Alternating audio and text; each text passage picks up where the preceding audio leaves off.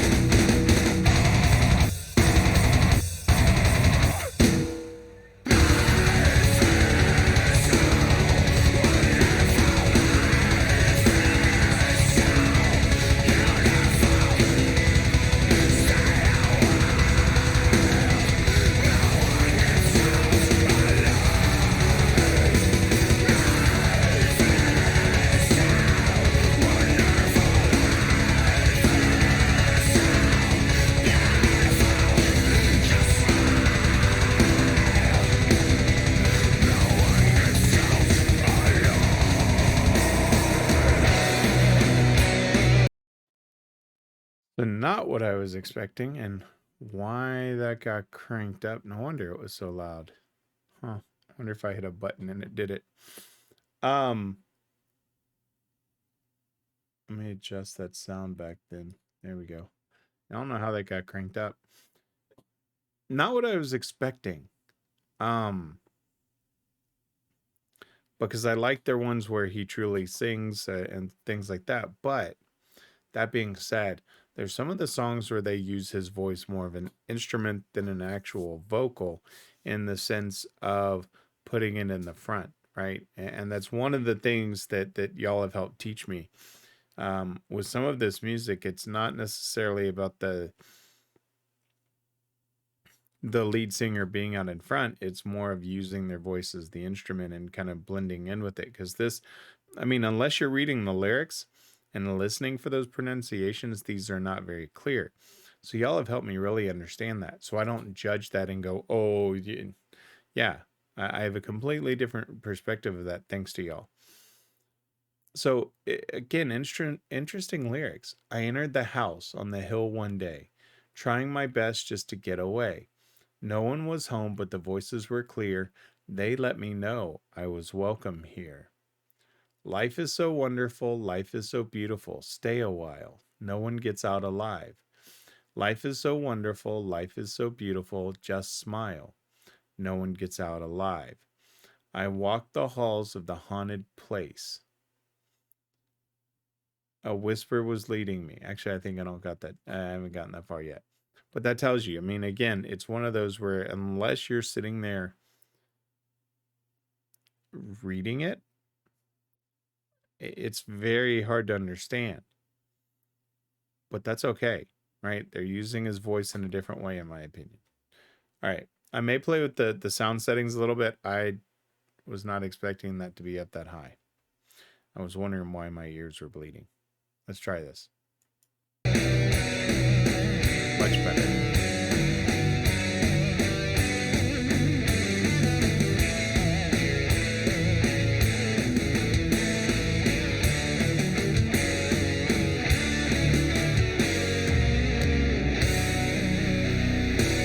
Take it back up.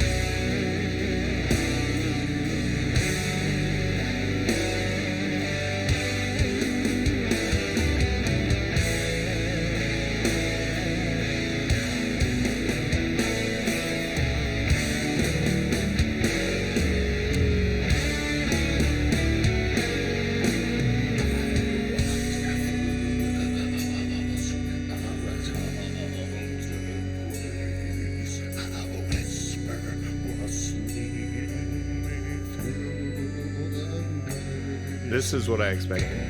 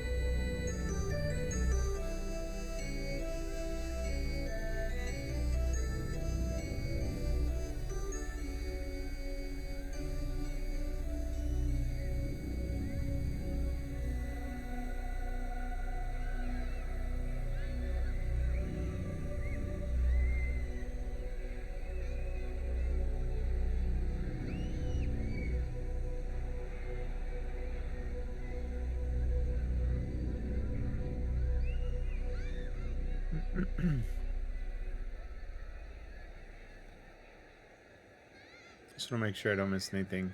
Okay.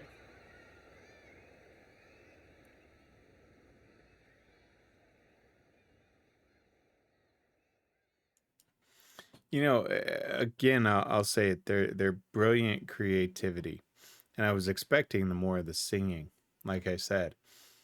But it works, and Had I listened to this like when I first started my YouTube journey, um, where it was Ginger and Nightwish, um, and really, you and even Spirit Box, right, where I was really kind of getting used to the scream slash growl, however you want to refer to it. Um, I probably would have listened to Avatar and been like, no, right? But I have such a deeper respect for this genre than I did back then. Some of them still just, rub me the wrong way. I'm just like, okay, I can't listen to that, right? But Avatar is one where his creepy brilliance and how he delivers his lyrics is something that I'm actually quite fond of now.